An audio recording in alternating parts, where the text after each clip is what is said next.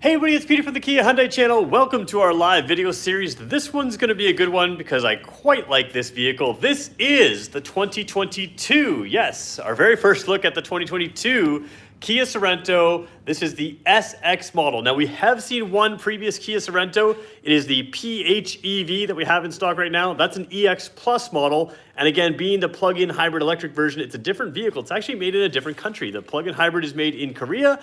This is made in America.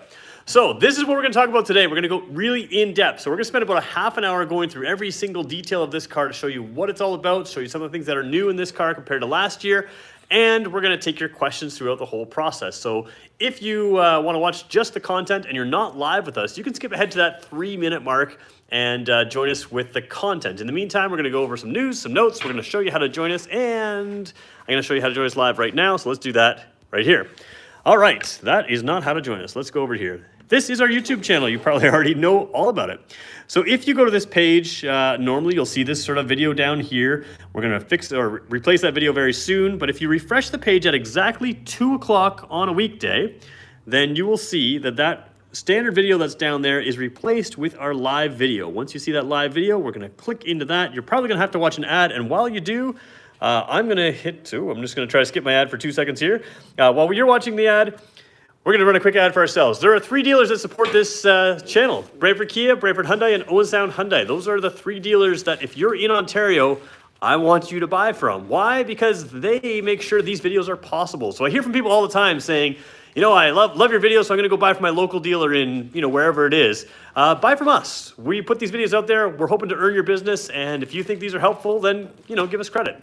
Also, just so you know, we go over and above in all kinds of ways. One thing that we want to talk about is our service department from all 3 will pick up your vehicle from your home for local customers and take it back to you at the end of the day so you don't have to leave your house or your business in order to get your vehicle serviced. That's all 3 stores. We call it the valet service. So there you go. All right, real quick, let's talk about news and notes. Like I said, I think a lot of you guys know we're going to the LA Auto Show soon. That's this month, a little bit later. We're going to take a look at all the vehicles that you guys have been asking to see. Of course, right now with the shortage of vehicles across dealers everywhere, not a lot to show you. We're showing you everything we possibly can. But of course, the vehicles that you want to see are coming up. We know the new Forte, you guys have been asking about that, is coming up very soon. And that is going to be this month. So a lot of cars trickling in. We're going to finally see a K5 again. I haven't seen one of those in a long time. So there is that. Somebody says, valet for me in Scarborough. Yeah, we can do that. We'll figure it out. All right. Somebody wants to know if this one is the hybrid. It is not. We'll talk about that in a little bit in this video as well. And those of you who are regulars, please hit that like button right now. If you're not a regular with us, I'll try to earn it throughout the next little bit. All right. We're at the 3-minute mark. So here we go. Kia Sorento, this is the SX model. And like I mentioned, I'm a big fan of this car. In a lot of ways, this is nicer than our top-of-the-line vehicles, even though it's technically not top-of-the-line. The Telluride would be the logical choice to be above this in the lineup, but there's a few little things I like about this one that you can't get in the Telluride. So we're going to talk about a few of those things, and we're going to cover that all right now. So let me flip the camera around here. All right. Let me just try to show you the key. I was going to show you the key tag, but that's not what you want to see. Key is like this. You've got the new logo now. So this is the very first time we're seeing the new logo on the Sorento. Like I mentioned, those of you who are regulars with us, we have seen the PHEV version of this Sorento, but we have not seen the gasoline version. The gasoline version in the past was always a 2021. So new logo there. We still got the remote start on there. You've got the power trunk, so you can power lift gate, so you can hold that and lift it. We'll show you that, a new feature of that in just a couple seconds here. Not a new feature, but we'll show you that in a second here. We'll go into the trunk space. And then you have unlock and lock. So what we're going to do is we are going to start with the trunk this time, which we normally never do. And then we're going to go driver's seat, rear seat space. If you want, we'll maybe even go 3rd row. I want to talk about lighting on this vehicle because it is an upgrade. And I want to talk about the specifics that you can look for to make sure that you have the upgrade in the lighting with panoramic roof, a lot of the technology. And that's what we're going through. So first thing is first, when I mentioned that this vehicle, we could power open the trunk with that button right there. What I didn't mention is there's also a smart tailgate. Now, I am not going to touch any button on this key fob. In fact, there's the only buttons I have. So what you can do with the smart tailgate is, and this is really quite smart, a lot of manufacturers, they make you wave your leg underneath the vehicle right there. And you don't want to stand behind a vehicle on snow and ice. It's currently hailing, by the way. outside. You can't really see it, but I can tell. But yeah, you don't want to wave your leg underneath in snow and ice to get the tailgate to open. And that's what a lot of our competitors do. And the reason you don't have to do that is because you have a proximity key. So the way the proximity key works is I can set it up like I have right now, and I've locked the vehicle. So when I come back from the store, I can keep the key in my pocket. Let's pretend it's in my pocket right now. And let's look at the lighting. As soon as I'm close, it blinks 5 times in 3 seconds, senses the key there, and it opens by itself. I didn't have to wave my foot underneath. It just sensed your proximity key, and it makes way more sense because when you need it to open is when you're carrying cargo, carrying luggage, carrying all sorts of things. So it makes way more sense to just have a proximity key trigger that and open it up. Now, what we will do is throw down the seats here, but I do want to talk about a couple little things. There is a change for 2022, and it is a very welcome change. You guys have been asking for it. Let me just put the seats down here because we will be doing my teddy bear test. So we'll drop them down like that. The change for 2022 is hinted at right here. If anybody remembers 2021, you'll notice there was no jack back then. They had the inflator kit. You guys genuinely don't love inflator kits that much. You like to have, especially on your SUVs, a spare tire. And if you were to add a spare tire to your 2021, it got pretty pricey because this isn't just something where the spare tire can sit in the trunk. It has a mechanism that sits underneath, and now you have a proper spare tire on this vehicle. And what you can do is, I believe you lift right there. There's somewhere you can lift. I have to double check exactly where it is. Maybe it's just underneath here. You run your little jack or your wrench in there, and it can lower the spare tire from the back. And then you have a spare tire that drops out from underneath. They didn't have a spare tire in 2021 in any model. They have a spare tire in every model in 2022. So that's a good improvement. That's Kia hearing your customer feedback. While we're here at the trunk, let's do our quick teddy bear test. And we'll take my buddy, the teddy bear.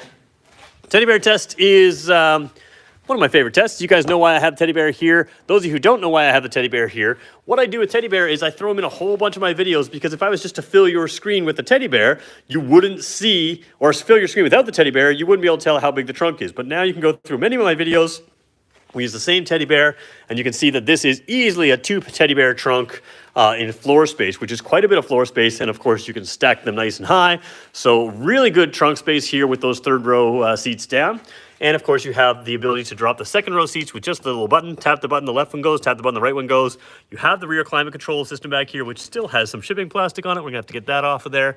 And you have USB ports back here as well for your 3rd row passengers. So just kind of a fully equipped rear area there, 12-volt port as well. This little area here, people sometimes ask me what this is. You can clip the seatbelts in there. So if you're loading your cargo, the seatbelts are right out of the way. They're clipped away so they don't get stuck on stuff. So kind of a nice little system there. And again, place to put your phone in there, place to put a cup in there. And the same thing on the other side. Although you don't have the controls on the other side, you do still have, come on camera, look at that nice panoramic roof. Come on camera, you can do this. There we go. It's angry with me today. It's not working. There we go. So you still have the vent on this side, although not the controls, the USB port there as well. So really good equipment in this vehicle. So we're gonna take Teddy Bear out, throw him up here on his seat. He's happy. Now, one thing I really like about this is you used to have to just close the trunk. And again, remember that proximity key. With a car like this, you never have to take it out of your pocket, right? So you can keep it in your pocket. That's where it is right now. Now, it used to be that we used to have to hit the close button here, and then you'd either have to go find your key fob, or you'd have to walk along to the side of the vehicle over here. Check out that mirror, fold it in still because it's locked, and you would have to tap this to lock the door. Now what they have, which I think is really good, is you have the option of just shutting your trunk with this button here, or you can close and lock the vehicle with that button there. You have plenty of time to step away and it closes down. You can adjust the speed of this. You can adjust the height of this. So if you are in a tighter garage and you don't want to have the height of it to go too high, you can manage all of that as well. And we can show you how to do that in a second if you want. So now when I approach the vehicle, a single tap of this button will unlock the door because again, we just locked it. I'm going to do a double tap and that will unlock all the doors. The power mirrors, remember they were folded in earlier, they now fold out. And you also have some nice lighting back here. I don't know if you can sort of see that light up on my hand there. So it just lights up behind here on the handles. It just looks pretty nice. One thing I really love about the doors in this is again an example of Kia really thinking through everything.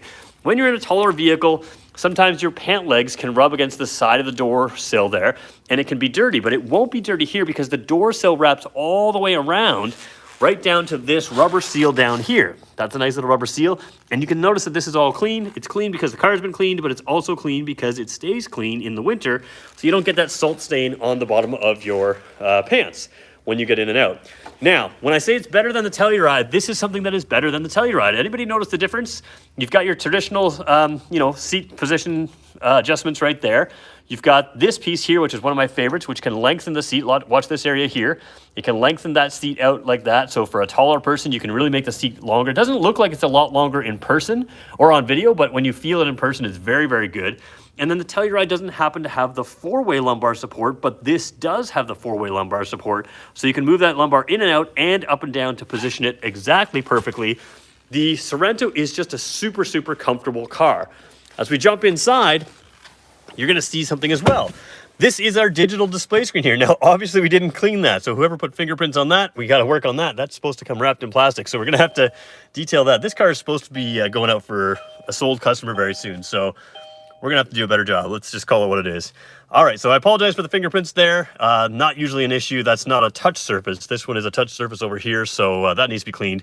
But in a lot of our cars, you see when you have a 10.25 inch digital display over here, you expect a 10.25 inch digital display over here, but this is the 12.3 inch display. So this is the larger display screen that you have over here. And you can see that you have the all-wheel drive setting right up here. We've shown you this before. The all-wheel drive setting is the bar graphs that show you exactly where your wheels are, or which wheels are getting power and how much. So you can see front and rear. You can basically see your all-wheel drive system in action. There's a lot of ways to kind of customize the dash here. You can change your drive modes here. When we do that, you can see the dash changes a little bit, and even the font changes in this particular setting over there. So you can see that we go back to comfort mode. The font changes from there to there.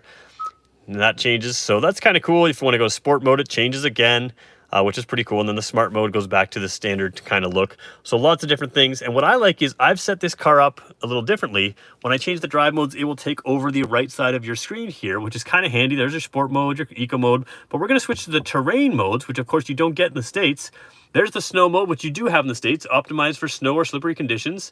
And then you have the optimized for muddy, rutted, or uneven terrain. There's the mud mode. And the sand mode, optimized for loose sand or deep gravel. And what I like about that is it tells you exactly like what you're looking for. So, regular gravel, rutted area roads, that's the mud mode. But loose gravel and sand, it's the sand mode. So it tells you right there on the screen what to do. And that's kind of what I like about this. You'll also notice that we have the guest mode over here. We talk about this a lot. If you're sharing your car with someone nowadays, it's a lot like sharing a cell phone with someone. You've got a whole lot of technology, but in addition to the technology on a car, you have safety features. When you have safety features that you customize for you, you want to make sure that you set it up for yourself. So you can set this up for driver 1 or driver 2 or the guest, and you can rename those. So I could put Peter here, I could put whoever else over there. You can put whatever names you want in there. But when you set them up for yourself, it's not just like your radio presets that get saved or some of your map presets. It's also a whole bunch of settings related to the car, including some safety settings. So we're going to go through some of those settings a little bit and show you some cool things you can do with this car. Coming down here, you've got your automatic climate control set for 22 on each side. You could switch that and not sync it, and you could just do, whichever side you want differently. There's also a rear air conditioner, which we talked about in the past. So you can get a little extra air conditioning back there when it's necessary. So dual zone climate control works really well. You've got physical buttons on everything you're going to touch normally, including the auto button. In general, when you own these cars, I want you to use the auto setting. A lot of people try to just sort of override the automatic air conditioning, automatic climate control, and they find that it just doesn't heat up or cool down as quick as just letting it think for itself. So in general, even though we all think we're pretty smart, let the car do its own thing in auto as much as possible unless you need to override it, and you will find that that works the best for most people. So we're going to turn that off for now. Coming down here, a couple things I really like. USB port, and USB port, as well as the wireless charge pad down here. So you drop your large phone in here, and you've got your wireless charge pad, and it does have a ventilation in there, so it keeps your phone a little cooler as it charges, which is kind of nice as well. Heated seats over here, as I like to call them, rump roasters. Rump roasters are some of my favorite things when it's currently hailing outside. But you also have your ventilated seats here as well. So 3 levels of seat ventilation. And the nice thing about ventilated seats in this particular model, actually a lot of Kia Hyundai product compared to our competitors, is a lot of the ventilated seats kind of take the heat out of the leather and that's about it. On our seats, they really move enough air to make them feel like they're cooled seats, and that's a really important feature to have. If you're going to have ventilated seats, you might as well have them work really well, and they're working too well right now, so I'm going to leave the seat heater on while I'm sitting here because that works pretty well. Let's talk about engine and transmission in this car. The engine is a 2.5-liter turbo engine. We used to have a V6 engine as our top engine. This one's better. 281 horsepower, 311 foot-pounds of torque. That's a lot, and it's mated to a dual clutch transmission. We had the Veloster N in here yesterday. Veloster N in an automatic transmission is a 2.5-liter dual clutch, is the dual clutch transmission, 8-speed transmission. It's the same type of thing as this, the wet clutch transmission. When you get that dual clutch, wet clutch, this is a good transmission. It's fun to drive, it's quick. It does have a little different feeling, a little bit like a manual feeling in first gear and in reverse in particular. Some people are going to complain about that, but you just have to know that's a little bit different. It has a little bit of a sort of clutch engagement feeling, reversing in first gear, but everything else is normal and quick shifting and also great for fuel efficiency. This 2.5-liter turbo engine gets better highway mileage than the 2.5-liter non-turbo. So that's something to keep in mind when you're going through. I showed you the drive and terrain mode changing when we were changing them up on the big screen, but here's what it looks like when you actually change it yourself.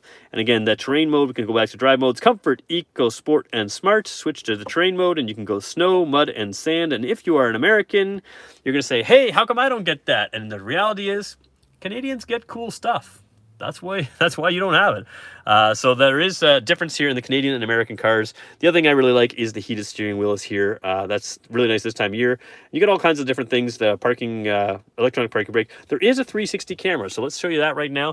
360 camera, normally when it looks behind you, if I put it in reverse, you'll see the guidelines in here, and you'll also see guidelines across there. Now, this way it just allows you to peek around the car. We're going to talk more about these cameras in a second, but now let's change it by throwing the car actually in reverse, and there's your guidelines. You can see them guiding over here, but now let's turn the wheel a little bit. When I'm reversing, obviously this gives you a general idea of where you're going. The blue area is a general idea of where the parking space would be, and you can see where the front wheels will swing as we go in reverse. Now, if I put it in drive, I don't know if this will work when the vehicle's not running, but we'll try. Yes, it does. When I go in drive, you now see the exact same thing, where I'm heading roughly ahead of me, where the vehicle is going to swing. So if you're in the drive-through, you can see where the vehicle is going to swing. If you turn it sharper, you'll see some more angle there, and something like that. That grate there, if that was a curb, it's impossible for me to see from the driver's seat, but you will see it from from the camera system here. If you're parallel parking, you can look at a whole bunch of different things as well. There's the front camera, you can look like that. Rear camera there, and of course you can look at the side views as well. There's your parallel parking. You can see the left side, the wheels turn, the right side, the back of the wheel, so you can really get it up against that curb really nice. Somebody's asking about ambient lighting. The Canadian car, for whatever reason, for 2022 and 2021, does not have ambient lighting, even in our SX model. What we do have is something the Americans don't have, or at least didn't have in the past, is the memory seats. So memory seats are here. Heads-up display is over there. A little tough to see, very tough to film. You can put a whole bunch of information in there. The reason it flickers is just the way it interacts with the camera. It's not that it flickers in real life. And again, the brightness of that is not set super bright right now. I can make it brighter, and it does appear larger to me than it does on your screen. I had to zoom in there, but really good information there, including things like your blind spot information. When you have your blind spot information up there, you can tell if someone's in your blind spot. Now, what we should do is break the rules for a second. Who's up for breaking some rules? Let's do that really quickly. Before we go take your questions, let's just start the car for a second. So we're going to start the car here, and we're going to signal left. When you signal left, there's our blind spot in a live video feed on the right side, or left side. Live video feed on the right side there as well. So in addition to the blind spot detection that we get in the mirrors there, and that you can see in your heads-up display, you also have a live video feed when you signal of the left or right side of the vehicle. And in this 12.3-inch display screen, it is excellent. All right, we're gonna go take your questions right now. We got 54 people on. We should be able to hit 60 likes. We're halfway there, 32 likes. So let's see if we can hit that like button right now. If we all hit it together, a whole bunch of people will join us. It'll be kind of cool to watch the algorithm that work. I should point out the sunroof here, which is the panoramic roof. We should also point out right here, these little lights, you can turn them all on, or you can just touch the glass to turn one of them on. There's a lot of technology. You guys are gonna have to tell me what you wanna see. Do we wanna see more technology of this car, or do we wanna see rear seat space? You guys let me know in the comments right now, and we'll sort of take a little poll here. Because there's a lot of technology to show you, which I think would be cool to go over. But some people aren't into the technology as much as they're into seeing the seats, and we can do that as well. So let me know in the comments there, and I'm going to take some of your questions and comments as well and see what we've got. Okay. You need to try the car in sport mode. Yeah, you really do. These cars, again, this turbo engine, 311 foot-pounds of torque. I think people forget how much power that is. It's just absolutely crazy. And you get it low in the RPM range, so low in the rev range. So a lot of cars have to really rev it out to get to that maximum power or to get to that high torque number. You've got all your maximum torque at about 14 or 1700 RPM. It's very low in the RPM or in the rev range. So there we go. Can we see the outside of the car? Yep, we showed you the outside a little bit. We'll show you a little bit more as we continue out in a second. Want to see more of the rear seat space? Okay.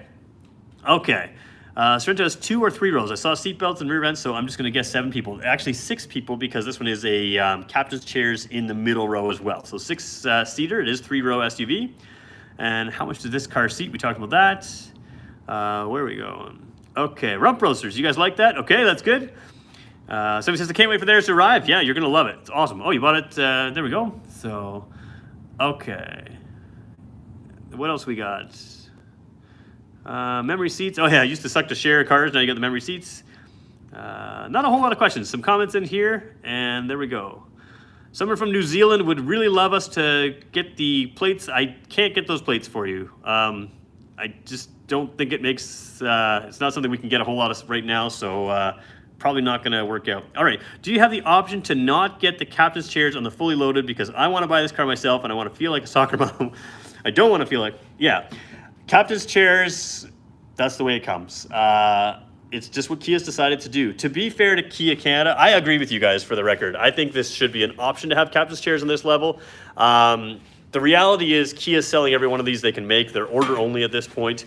I think if it was a normal time where 1, this car wasn't so popular, and 2, we didn't have such inventory constraints in the whole automotive industry, I think they would have considered that. But because they're selling every one it is, why make an option to have it more popular? Until production can keep up with demand, I think you'll see things stay as they are. But I'm with you. I do think they should have put a bench, at least as an option, in the middle row seat there as well. All right, you guys didn't really vote rear seats or anything, so we're going to go quickly in rear seats. We're going to go through some lighting things that I want to show you, and I'm not going to go in the 3rd row this time. I did that in the PHEV just the other day, so we'll stay out of this one. You can do that. The PHEV, I compared it to the Kia Carnival, and I was in the 3rd row of both those vehicles, so we'll stay out of that for today. A lot of little things to show you back here that you really like. I don't think I mentioned the Bose audio, but the Bose audio is in here, so you've got great speakers front and rear. You've also got the little clips right there that show the, this gives you an extra little sunshade. The camera really adjusts to kind of skew it a little bit to make it look a little bit, maybe I can show you like this. Yeah, you can see how much darker it is than just the window. So it really does give you quite a bit of shade. It hides nicely in the door there. We did talk about ambient lighting, which this car doesn't have. Interestingly enough, the PHEV, the plug-in hybrid vehicles, does have ambient lighting in this trim level, so, and in lower trim levels as well. There's the seat heaters back there. And again, captain's chairs back here. So captain's chairs are really comfortable. And we're going to show you the difference between this and the PHEV as I jump in right now. When I sit in here, headroom is great. And overall, headroom is excellent, especially with this, like you can fit a 6'6" person in here, no problem. And even under here, as a 6-footer, plenty of room, but you are underneath the sunroof here, so very tall person. One thing that's nice about this one compared to the PHEV is the floor is a little lower here. The floor is raised to fit the batteries in the PHEV just a little bit. So my seat is, I'm a little more comfortable in these seats than I would be in the PHEV. Not a whole lot, but there is a difference. If you're a very, very tall person sitting in the 3rd row seats, you're probably gonna notice the floor is a little higher in the PHEV. The gas lean model doesn't have that issue. Taking a look at stuff back here, there's a lot. Let's go through it quickly. We mentioned the heated seat bottoms. Now you've got a pocket on both driver and passenger side and a separate pocket right here. You've got USB ports in the back of the driver and passenger seat, individual vents. You've got 12-volt port, regular plug, USB port. Again, the other USB port here, all the same stuff repeated back here. There's even a spot in the center of these captain's chairs, if I can get there, which has a little phone pocket, little netted pocket right there, right on the side of the seat. So really good stuff here. Does panel sunroof add any headroom? Because every inch counts. I think, to be fair, it kind of does. Like you can see the roof line would be basically here. You do have an electrically closing panel that goes in front, but in my mind, it does add some headroom compared to the regular roof. Just the regular roof has a little more sound insulation, which would be why you would close this panel to have a little extra sound insulation. I like keeping it open because it's just amazing to sit back here. Like the perspective back here is kind of awesome compared to a regular car. So there's a real quick tour of the 2nd row seat. Kind of want to dip into the technology. I don't know if you guys do or not, so maybe we'll do that. But let's just quickly look at lighting right here first. And Let's turn them all on. We'll get the car back to the on position. Turn on the signal lights, turn on the fog lights, everything's on. All right. When you take a look at the lighting on this car, there is an upgrade. Oh, I was not realizing I was looking at myself there. So you've got just kind of the marker light over here, and the other vehicles, I think they have like a 2 individual LEDs over here. Now you have a sort of a full, complete light. This is normally your daytime running light. So that's normally the white light in all of our Sorentos, and it will be in this car as well. You can kind of see it kind of stay on there. These are amber, amber, amber. Like they are really bright orange, but of course the camera doesn't really know how to react to that when it's flashing like it is. So you can see a little better color over here. The upgraded LED headlights, they're all LED headlights in the Sorento, but you can see these sort of 3 modules. That is an upgraded lighting, and these are the best lighting that we have right now. Nice sharp cutoff. They look a little yellowy for whatever reason when I film in this wall here, but they are bright white, and they have the LED fog lights down low. So really nice lighting in this car. And the cars that get the very top ratings on possible safety picks include lights like this. And you can just see the difference here. Really sharp cutoff, right? So you've got really good lighting. And because it's that white lighting, it allows your eyes to instantly know exactly what you're looking at. So when you're driving at night, you can really see and recognize instantly. Your brain just adapts to what it is. Camera system, again, there's the camera out front right there. There's the Kia logo there. We haven't even touched on safety features yet. We only got a couple minutes to go in this video. So LED lighting in the side mirrors there as well. They are black mirrors here. So again, no night sky or nightfall version of this model, but you could just as easily call this one. You've got the dark wheels, which we'll show you in a second.